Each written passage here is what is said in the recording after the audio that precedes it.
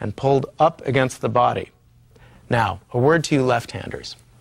Whether you play right-handed or left-handed guitar is up to you, but you may benefit from talking to left-handed guitarists who play one way or the other to hear what they have to say about each approach. In this program, however, I refer to my right hand as the strumming hand and to my left hand as the chording hand. My instructions have more to do with convention than any bias against left-handed guitar players. Though I must say, I have always held a grudge against left-handed baseball players because they're a whole stride closer to first base when they bat. You can play the guitar equally well in a sitting or a standing position, but for the purposes of these lessons, we'll remain seated. As for hand positions, again, what feels comfortable is probably right. Place your right forearm over the edge of the guitar and let your right hand fall across the strings as I'm doing here. Cup your left hand around the neck so that the fingertips hover above the strings and the thumb rests on the back of the neck. Just make sure that you're not holding the neck up with the left hand. The guitar should be supported by the right arm, allowing you to take your left hand away from the neck without the guitar dipping to the floor. If you're sitting comfortably and your hands are falling naturally over the strings, you're ready to play. Getting into a playing position requires no more effort or setup than simply doing this.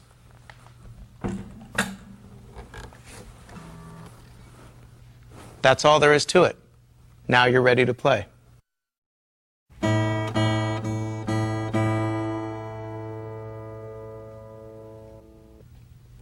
The first thing you want to do when picking up your guitar to play is to check your tuning. The 6 strings of the guitar are tuned to standard musical pitches that can be found on a piano, electronic keyboard, pitch pipe, or electronic tuner. So that you can play along with this program, tune your guitar to mine. I'll play each open or unfretted string twice and give you enough time to turn the string's tuning key up or down to match your pitch to mine. If you're using an electronic tuner, follow the instructions in the booklet. Using an electronic tuner is a pretty foolproof way to tune, but for now, just tune up to me. If I go too fast, stop the program and go back to the appropriate spot. If you already know how to tune to A440 by using a keyboard or an electronic tuner, you can just skip this section. Ready to tune? Here we go. We'll start with the open low E, the fat 6th string.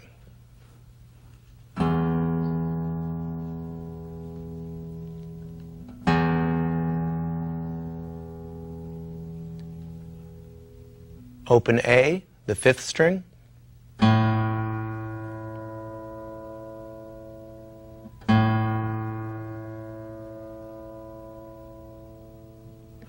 Open D, the 4th string.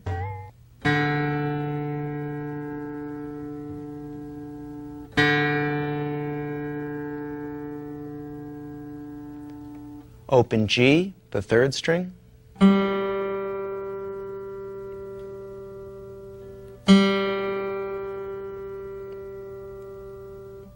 Open B, the 2nd string.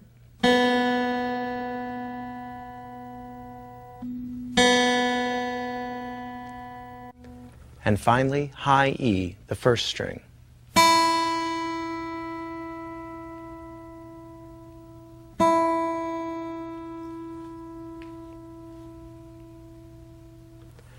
Don't worry if you can't quite hear whether your guitar is perfectly in tune. Tuning is like any other musical skill. The more you do it, the better you become. Your ear will improve along with your ability to twist the tuning keys and quickly make your guitar go into tune. After you adjust the individual strings, check them together by playing a chord which puts the strings into a meaningful musical arrangement. I go into a lot more detail regarding chords in Lesson 5, but for tuning purposes, try playing an E major chord which uses all 6 strings. With your left hand, place your first or index finger on the 3rd string, 1st fret. Don't press too hard yet because you still have 2 more fingers to place. Apply just enough pressure to keep the finger in position while we place the others. Now place your 2nd or middle finger on the 5th string, skipping over the fourth string. You now have 2 fingers down with an unfretted string in between.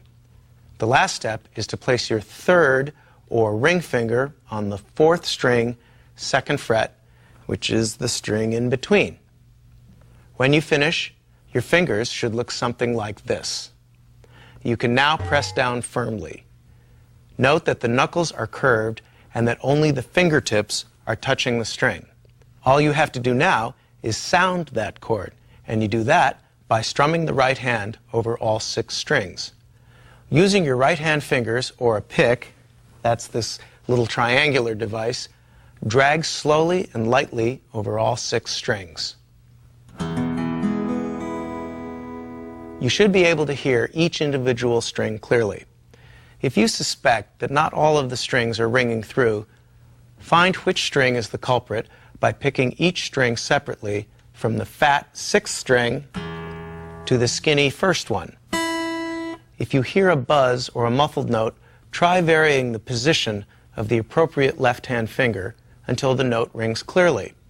If your guitar is in tune and your fingers are placed correctly, you will hear a nice, full-sounding, satisfying E chord. Hey, that doesn't sound right. One of my strings is out of tune. I wonder which one. Well, it's obviously this one, the G string. So I'm going to use my electronic tuner to tell me whether I'm flat or sharp of a G.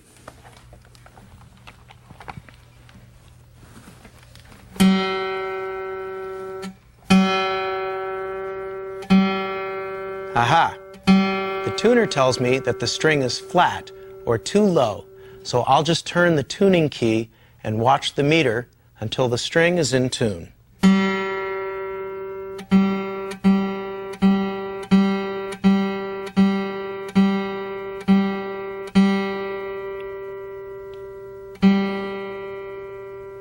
Okay, the meter says the offending string is now in tune. Let me just check that with my E chord. That sounds a lot better, doesn't it? Remember, if something sounds wrong, it probably is. You don't necessarily need to know whether the string is flat or sharp, just that it's not right. Use the tuning section of this program to help you get in tune, or invest in an electronic tuner and get all your strings in tune before trying to play the exercises or songs.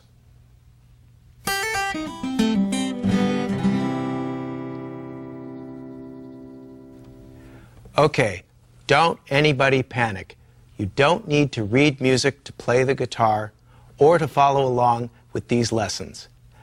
But we can use a couple of shorthand notation tricks that will help you learn the material faster, and we'll look at just a couple of those. And for those of you who were paying attention in your 4th grade piano lessons, we do include standard music notation on screen and in the booklet. The first type of notation we use is a chord diagram. The vertical lines represent the strings of the guitar, and the horizontal lines are the frets. In the E chord we played in Lesson 3, we placed our fingers in between the fret wires on the 1st and 2nd frets. Let's form the E chord again, but this time refer to the chord diagram as we do it. Place the index finger on the 3rd string 1st fret. Then place the middle finger on the 5th string 2nd fret. And finally, place your ring finger on the 4th string 2nd fret. You should be able to see how the dots on the grid relate to your fingers on the frets and strings. If this isn't clear, don't worry. Just go back and study the screen or look at the booklet to see how chords are represented in the diagrams. The next form of notation we'll look at is standard music notation, which appears on a 5-line staff. Guitar music is written using the treble clef, which is the fancy swirly symbol found at the beginning of each line. The lines and spaces represent the pitches or musical note names like A, B, C, and D, and the type of note used, such as a quarter note or eighth note, denotes its rhythm. This is the standard way music is represented, and thus the name standard music notation. Directly below the standard music staff is the tablature staff, a notation system specific to guitar music. The bottom line is the 6th or low E string. The top line is the 1st or high E string. Numerals placed on the lines represent fret numbers. Tab doesn't show you rhythms, but you can always refer to the standard notation staff above